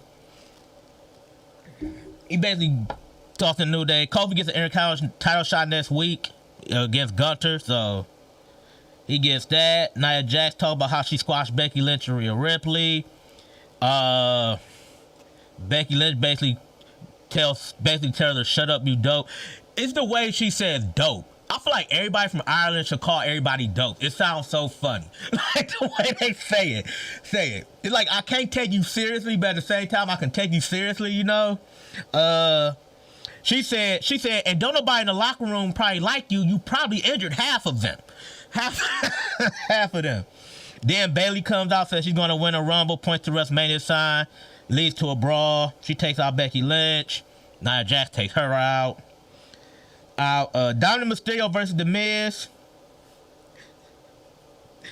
R-Truth told Miz not to tag in tonight. Miz was like, it's a singles match. Watch out for Mysterio. Truth like Tom and Nick. Miz like, no, it's one guy. I don't know why I keep calling him Tom and Nick. Anyway, this match, good match. Balor gets some interference. Insecurity sets up the 619 to the Frog Splash for the win for Dominic Mysterio at 10 minutes. 10 minutes. After that match, Judgment Day essentially does a beatdown, but DUI makes the save. Then Priest get ready for Drew McIntyre. R-Truth offered him his cut of the money, but Priest said not now. Next, we get Ivar versus Chad Gable. Doomsaw gets the pin. Ivar gets the win here at the 11-minute mark. Ivar, I can say, you know, we usually had this thing when they split up tag teams and they usually put both tag teams off TV because they don't want what's the name. Man, Ivar has been killing it, bro, since Eric. And I don't want to say Eric being hurt is a blessing in disguise because it sucks when you got your, you know, your tag partner, everything that you roll with, but it's been a blessing in disguise for Ivar, bro, because Ivar been putting on some bangers of matches, bro. Next, we probably get to what's name in the night. So we get Cody Rhodes come out here. CM Punk interrupts him. He talk about how they took different paths and everything like that. Rhodes was like, okay, then what you want to talk about? He said, well, let's talk about your dad. He talked about how he debuted in the OVW. Dusty asked Punk to keep an eye on him. eye on him. He said it was a proud moment, but he's going to break a promise because he's not looking out for Cody in the Rumble. Cody said he tried to come in here and be a light in the darkness. He said it's true. About OPW, you treat me like a peer when you didn't have to. He said we became friends. That's bittersweet. Punk talking about how he wasn't born in wrestling and bring up dusty catchphrases. He said, basically, I'm more the American dream than you are. Then Cody minutes of the pipe bum and said, oh, well, that's part of the generation, but then you left after a long time, so that make you more of a punk than CM Punk. So, Cody takes off the jacket and they have this whole thing. He quotes his dad's. Cody quotes his dad, Clone John, saying, encourages being scared and saddling up as always. They go back and forth, bumps him. This leads to a face-to-face thing. Get your boy Hogan, talk about winning his first world title match 40 years ago. Talking about teasing himself being in the Rumble. That's your boy. Cancel Ray. I said Hulk Hogan talks about winning his first title 40 years ago, and then teasing himself being in the Royal Rumble. Hulk Hogan, you piece of shit. Candice LeRae and Hartwell versus Shayna Baszler and Zoe Stark. 6 minutes 32. Zoe Stark wins the match with the Z360. Damage Control runs into Tegan Knox and Natalia. They lead to the argument here. Kabuki Warriors. Bailey said the Kabuki Warriors will win the tag team titles. Drew McIntyre versus Dan Priest. This was your main event. Great back and more fat that turned out. Sad about the thing, it turned into a mess at the end, and that's just because of everything. Dive takes him out. True offers Priest the money again. Priest shoves him away. Future shock. Then True tried to put the money in the bait briefcase, but then asked his Priest what the password was. R-Truth is a treasure, bro. R-Truth will be protected at all costs. He punches Truth down. Priest hits off of heaven. Priest throws Truth out. McIntyre hits a Claymore, gets the win at 13 minutes. R-Truth is a treasure, bro. He said, here's your cut. Oh, I'm going to put it in a briefcase. What's the password? I'm like, it's a briefcase. Just open it. You don't need a password. I love R-Truth. NXT, you'll get into. There's a good moment on NXT here, but I think this is the one with that one promo which was funny. Dusty Rhodes Classic, Baron Carter, Braun Breaker versus Nathan Frazier and X-On. Wow match here, pretty great match. You know who got the win here, Corbin and Breaker, with the Spirit by Breaker at the 12-minute mark. Next, Ava Raine is in Shawn Michaels' office. She runs into William Regal. She's the new GM of NXT now. So, and Regal basically said, if you need anything, just reach out to me. You know I'm here. Next, we get Ren St. Clair, who had her debut match in the Rumble last week versus Last Legend. Legend gets the win at 3 minutes with a choke bomb. Choke bomb, basically like a choke slam. Metaphor tried to go after Ren, but found her late makes the save. Then we get Joe Gacy and Dijak, who brawled last week. Next, we get Dijak versus Joe Gracie. Joe Gacy or Gracie? Gacy, my fault. Okay. What'd you call him? I always used to call him Spam. There we go. I I was like, what'd you call him? Anyway, Gacy jumps him from behind. Spinning boot drive Gacy to the wall. Then chokes him and pulls him through the announce table. He gets up and chokes out Dijak, basically, to their what's name, so they don't even have a match. Your girl Ariana Grace gives an inspirational match to no one, unfortunately. So, we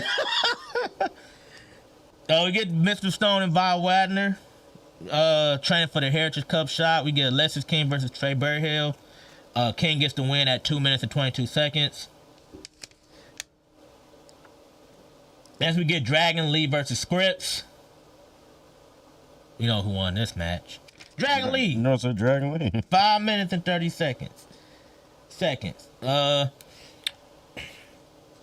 After that match, Finlay said he will give Lee his title shot rematch.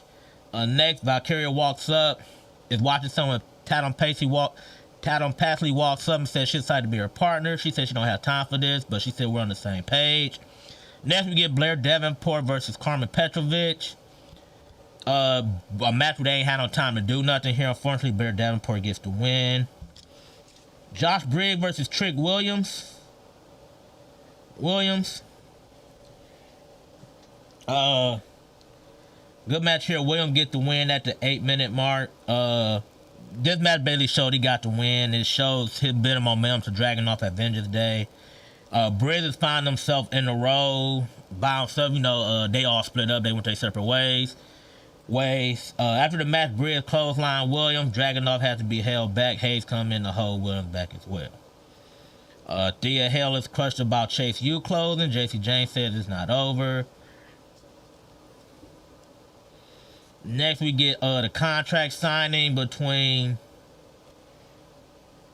Roxanne Perez and La Valkyria. Roxanne said they respect each other. The stand deliver match main event matches early. She sent a rise while Perez had to chase the title, which she never lost, which is true. She never technically lost that title. She said she'll make her walk down the same road. Perez thinks that she's overconfident and wonders what happened. They both stand up, aggressive handshake. That don't end the show because remember I told you Taylor Patrick got this obsession with like Laura Valkyrie. So she walks around and she's crawling and she just basically powerbomb Roxanne Perez through the table. To which Valkyrie looking like, what is you doing? What's the name? And like she tried to help her up, she shakes her hand away. That was the end of the show. So I think that promo probably must have been on this NXT. It probably was on this NXT. She had a promo, Electra Lopez, dog your girl Lola Vice. She had her feelings. Spoiler alert. She's like, I had to earn everything I got. She like, you on the other hand, you got famous because you auditioned for some Lifetime movie and then you on Instagram shadow boxing in a bikini. I'm trying to find out what Lifetime movie Lola Vice auditioned for if she actually auditioned for a Lifetime movie. And why are you auditioning for Lifetime movies? That's the career path you want to go down. You see how they butcher movies? Well, they butcher documentary movies. Yeah, that's what I mean. If it's a movie about some teen cheerleader being stalked by her ex-boyfriend or something like that, a crazy stepmom in the neighborhood of Karen, they'll do wonders with that shit. Aaliyah, y'all killed that one. Yeah, they suck at them documentaries. Anyway, that was the end of NXT, though. All right, let's get into Dynamite. Dynamite starts off with Hangman Adam Page trying to climb his way up the rankings to get a shot at Samoa Joe. Taking on Pentagon and Zero Mato. Very good match, hard hitting, given plenty of time. Went about almost 14 minutes. Page gets sent to the apron towards the end of the match. He counters that with a Canadian Destroyer. Counters the Canadian Destroyer into a Deadeye. It turns that into a buckshot lariat for the finish.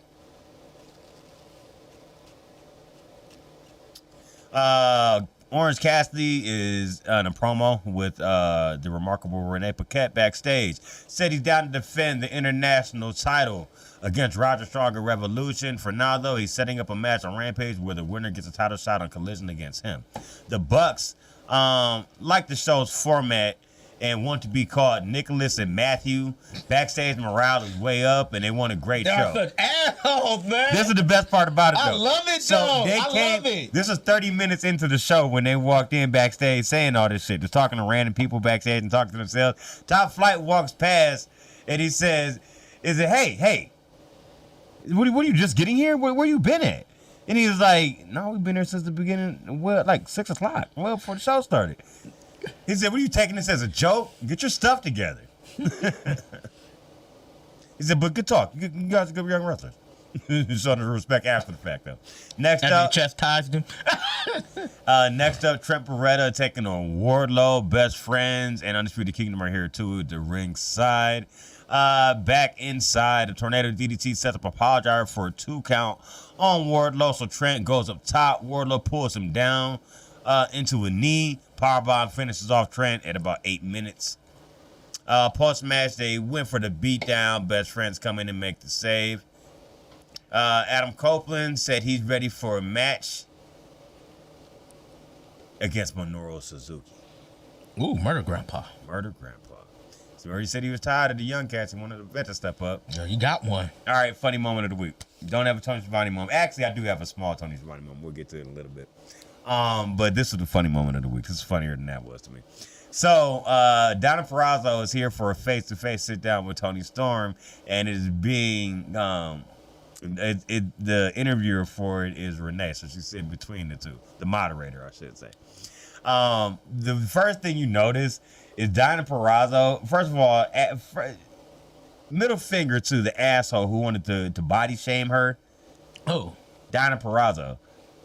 Some internet assholes were body shaming her after her match or whatever. So fuck you, because the woman's beautiful and she's a great wrestler, and you're probably a fat fuck while you're talking about her behind the scenes, hiding behind your keyboard, homie. Keep it real. Anyway, so this is the best thing I noticed about that. I said that because that was brought up as something that Tony Storm was saying. But it starts off, so Donna Purrazzo was in color in her chair. And this is on the same screen, Clint. Split half and half, and Renee happened to be sitting on the color half, while Mariah May, Tony Storm, and her butler side was black and white, though. On the same shot. I thought that was fucking awesome. great. I think she do gotta be in black and white. So That's then, a creative way to do that, though. The production has set that up like that, though. so then they start talking, and Tony Storm, Renee's like, well, you know, who would like to start? Would you like to start, Diana? And before she can get a word out, Tony Storm was like, yeah, yes, go ahead. I'll start things off. And snatches it back from her.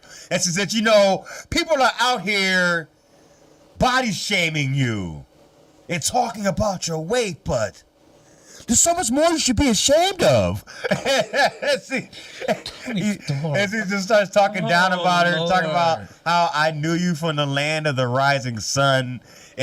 But I don't know, you don't know the person I am anymore, and I don't know the person you are anymore. And the way you've been talking about me, I wanna lip your lips off to you. I wanna rip your lips off to you. You need an epidural. Something like that is what she told her.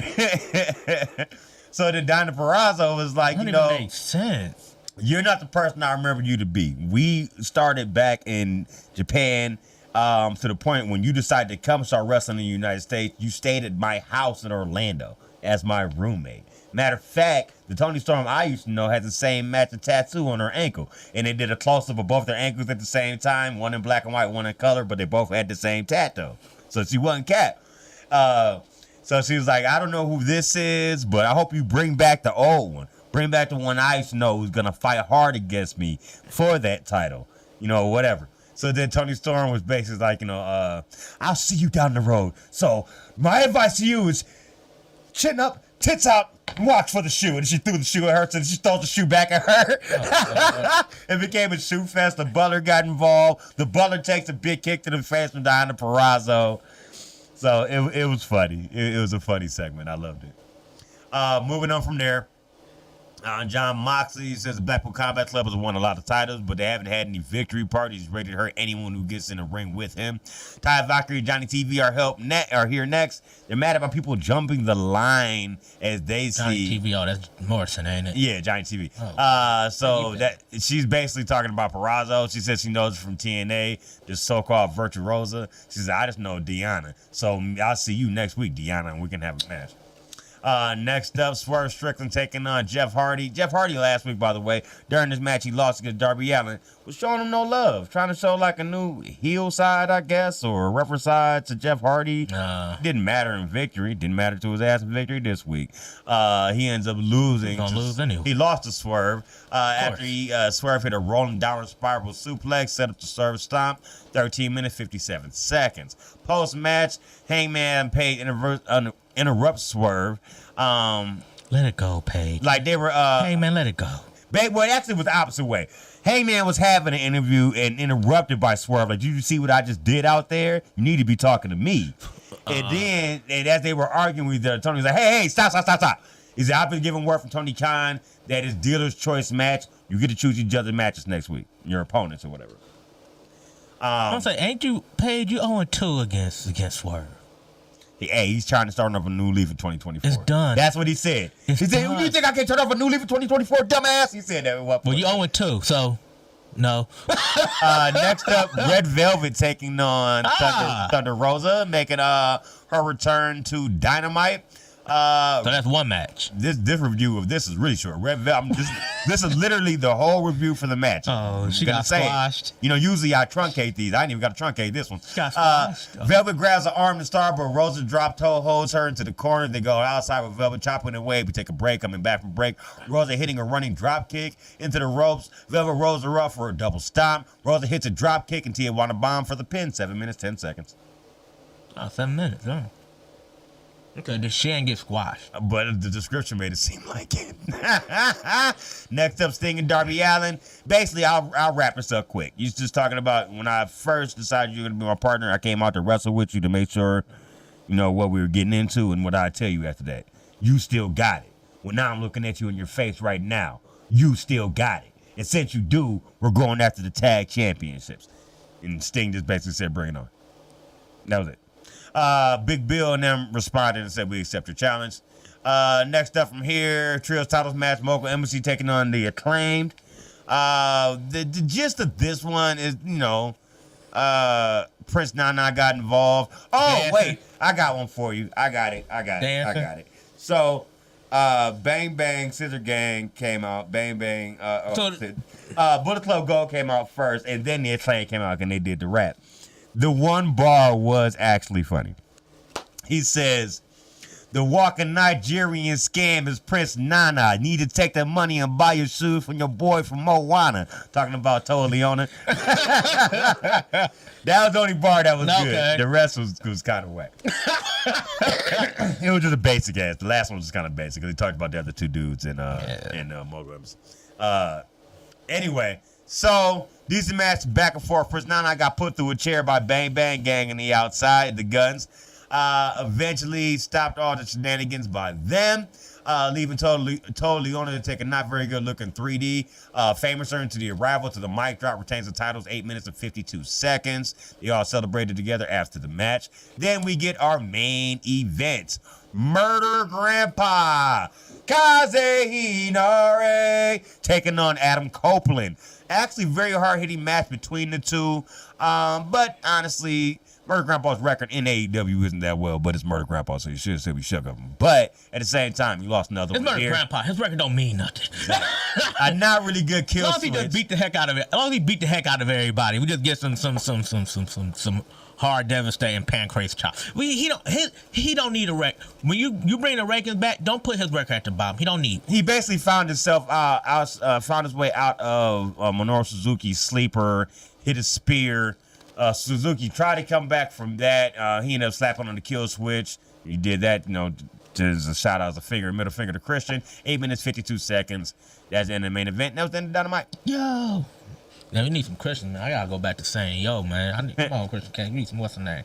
SmackDown real quick. Okay, so it starts off with, I guess, LDO Caron, I guess. I don't know. He made an RKO song supposedly. Who? I don't know. I don't know who All right. I never heard of the guy.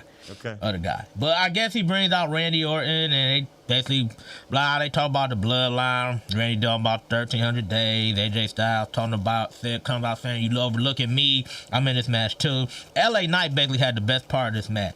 First of all, he's like, well, I feel like AJ ain't been nothing but a crybaby since you. He said, AJ, you're being a crybaby since you came back. Stop crying, you big dummy. He said, I don't want to fight so right before this fatal 4-way match, but I guess he put me in this match because they see me as the bigger threat. I'm gonna knock Solo out so hard tonight, he's gonna be doing dance moves like his daddy and start doing Rikishi dance moves. It looking so bad. It looking so bad. But it was funny though. And he said, now the insult, no, it's his factor life thing. Pele kick, AJ, nice lead. AJ hits a Pele kick to Randy while Knight's on the stage. First match you get Carlito versus Santos Escobar. Into this match, Electra Lopez comes out here and attacks Selena Vega. That allows a distraction, which allowed Escobar to get the win. They talk about Raw moving to Netflix, The Rock joining TKO. I like that little thing they said because The Rock always outmaneuvers Triple H.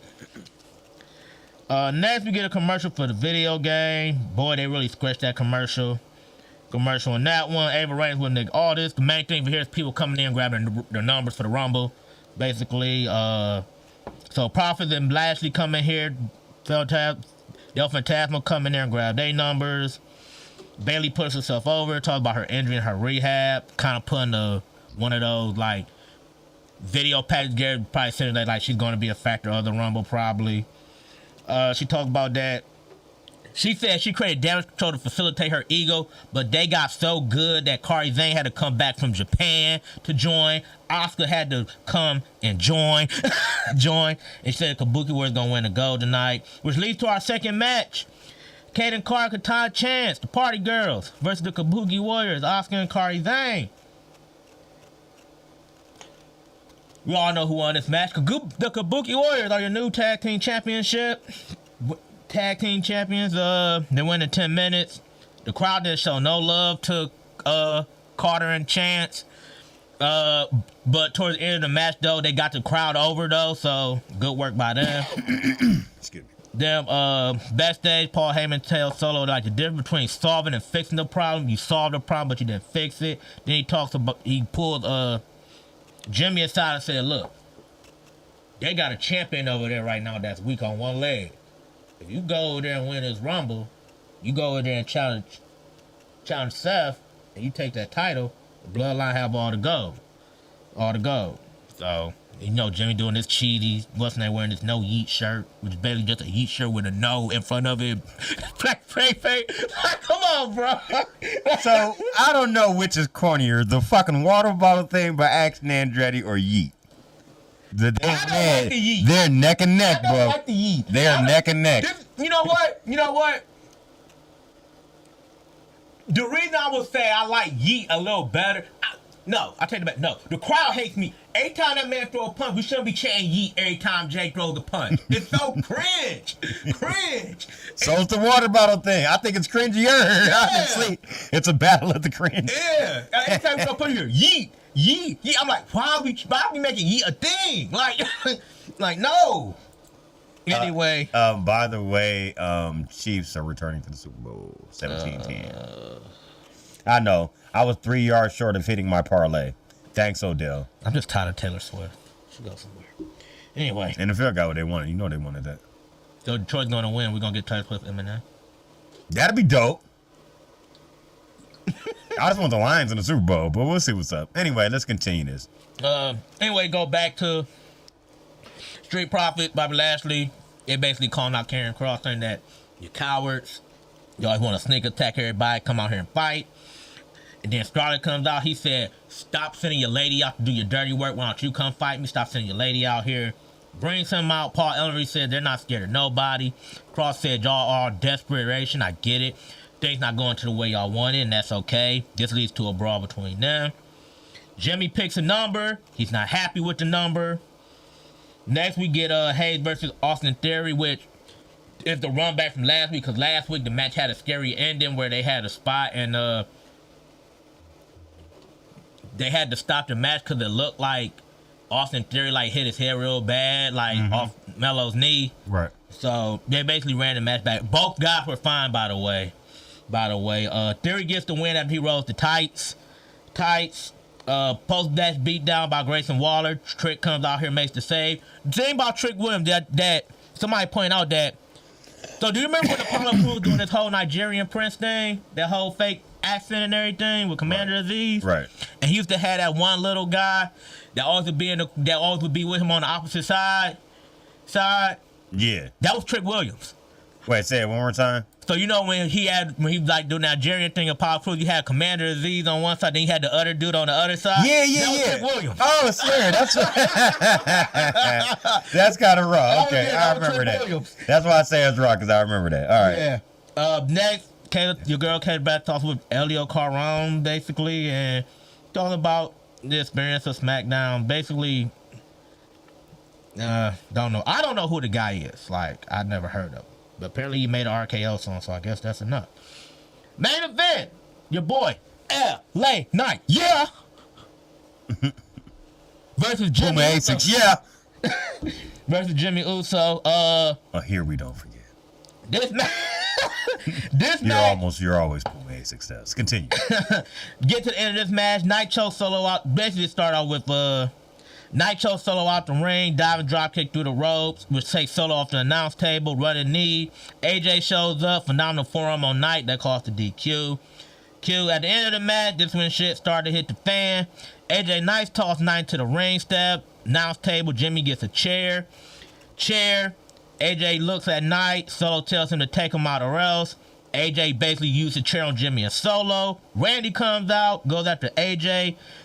Patented power slam to Jimmy. So Randy Orton, in my opinion, had the best power slam in all WWE, bro. It's just so smooth, but he does it. does it. Solo pulls Randy out the ring, put him through the table. Randy takes him out on the table, takes out Jimmy, hanging DDT. And it's funny because as he's doing the DDT, he was doing this. He's like, yeah.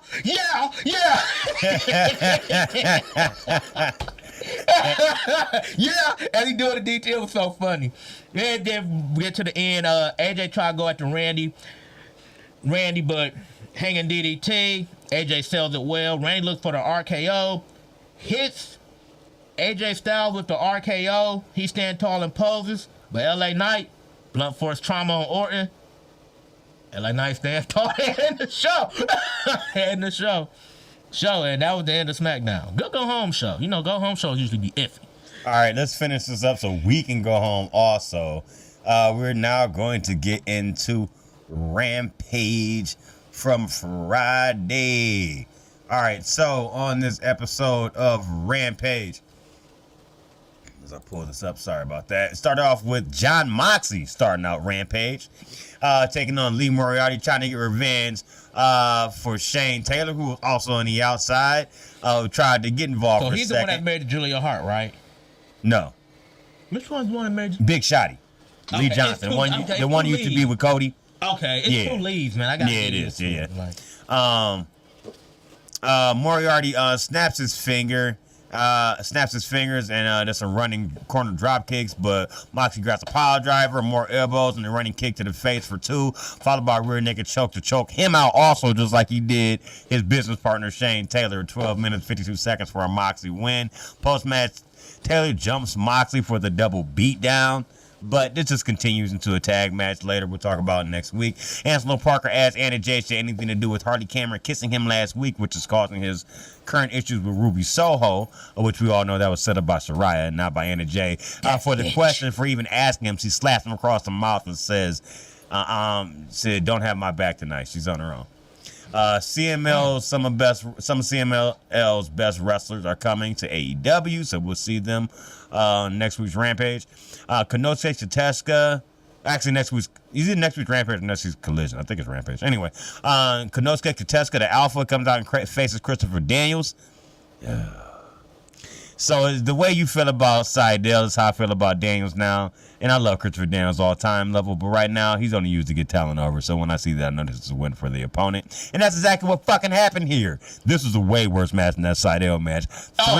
3 minutes, running knee finishes off with Tateska, and Tateska got all the offense in. Besides, like, maybe other than like a hip toss. How old is Christopher Daniels? Ain't he pushing 50? Yeah. And he still looks great out there.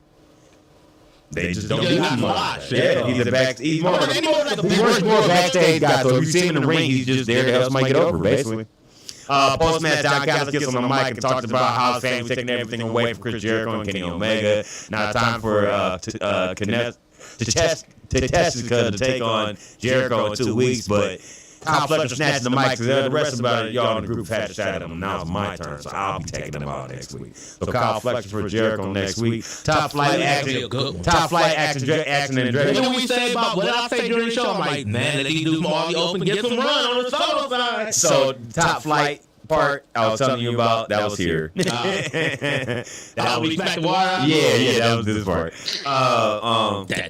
It was on Rampage, so it wasn't on Collision. Good, because that stuff was fucking hilarious regardless. Ruby Soho taking on Anna Jay. Argument next week. Ruby Soho taking on Anna Jay. Before there was a lot of interference by Saraya and Harley Cameron on the outside. They both ended up getting tossed. That leaves Ruby Soho to hit the destination unknown for a 2 count. And Jay was fighting up to grab a Queen Slayer for the victory, though. 6 minutes, 53 seconds, so she got a win. Go Anna Jay. Damn. That's like 2 weeks in a row because she, remember, she had the match against Julia Hart after a win earlier in the week. They switched her and Scott Blue roles. I guess. Yeah. I guess, kind of. Eddie Kingston has a Cincinnati red shirt on for some reason. He's going to take on Willie Mack next week in a non-title shot. Oh, Willie Mack. More videos of the returning Serena Deeb, who actually made a return on Collision and looked great. We have your main event here. Last match to talk about here on the show. Oh, shit, match? Yeah. I can watch Serena Deeb. I was so happy to see it, too. El Hijo del Vikingo versus Kip Sabian versus Commander versus the Butcher. I'm going to give you the grips of this match real quick. So, they basically somehow eliminated Vikingo. He got some of his stuff in, but they kind of unfolded him out of this match, basically. So, it really just came down to Commander, Kip Sabian, and the Butcher.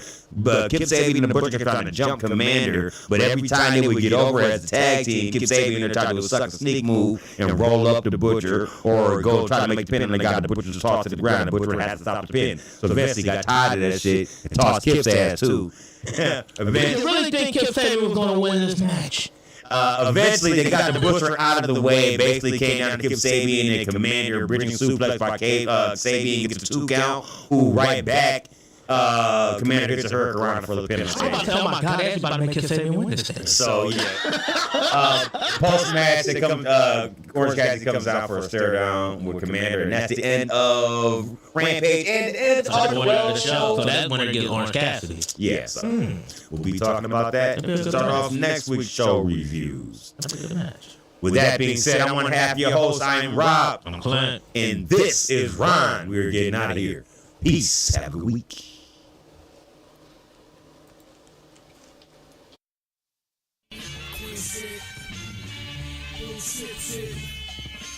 No view of the rain.